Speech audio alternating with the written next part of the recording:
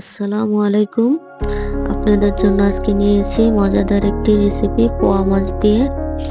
তো পোয়া মাছ নিয়েছি কয়েক টুকরা। এখন নিয়ে নিচ্ছি পেঁয়াজ কুচি, রসুন কুচি, সাথে কাঁচামরিচ, ধনিয়া পাতা এবং টমেটো। তারপরে আমি শুরুতে দিয়ে দিচ্ছি তেল। তেল দেওয়ার পরে আমি মাছের মধ্যে নিয়ে নিব হালকা কিছু উপকরণ। তো আমার তেলটা গরম হয়ে আসছে। আমি 1 চামচ লবণ নিয়ে নিচ্ছি, 1 চামচ হলুদ গুঁড়ো নিয়ে নিচ্ছি। এতে হলুদ গুঁড়োগুলো মাছের সাথে মিক্স করে নিয়েছি।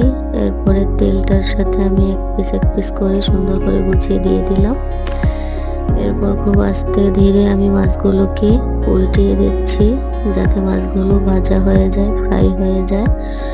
ফ্রাই হওয়ার পরে আমি আস্তে ধীরে দেখবো এপিঠ ওপিঠ উল্টিয়ে দিয়ে ভালো করে ফ্রাই করা হলে আমি এগুলো তুলে নেব। দেখতেই পাচ্ছেন খুব সুন্দর মতো এটি ফ্রাই করা হয়ে গেছে। এরপর আমি এগুলি তুলে নিচ্ছি।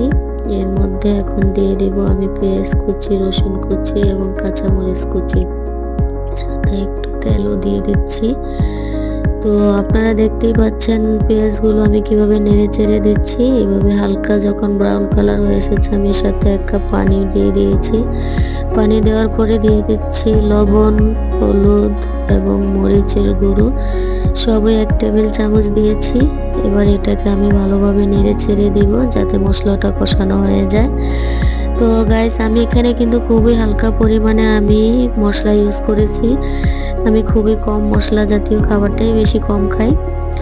তো দেখুন আপনারা মশলাটা কষানো হয়ে গেছে, পানিটা উপরে উঠে গেছে। মাছ দিয়ে দিয়েছি আমি, এর সাথে টমেটোগুলো কেটে রেখেছিলাম সেগুলো দিয়ে দিয়েছি, সাথে হালকা পরিমাণ পানি মিক্স করে নিয়েছি। এরপরে ঢেকে দিব। এরপরে দেখতেই পাচ্ছেন এটা বলক চলে এসেছে এবং ভালোভাবে এটা হচ্ছে। তারপরে আমি এটাতে ঢেকে দেব আরো কিছুক্ষণ। প্রায় আধা ঘন্টার মতো লেগেছে আমার পুরো রান্নাটা কমপ্লিট করতে। তো দেখতেই পাচ্ছেন আমার রান্নাটা প্রায় হয়ে এসেছে। আমি এর সাথে অ্যাড করে দিচ্ছি ধনিয়া পাতা কুচি।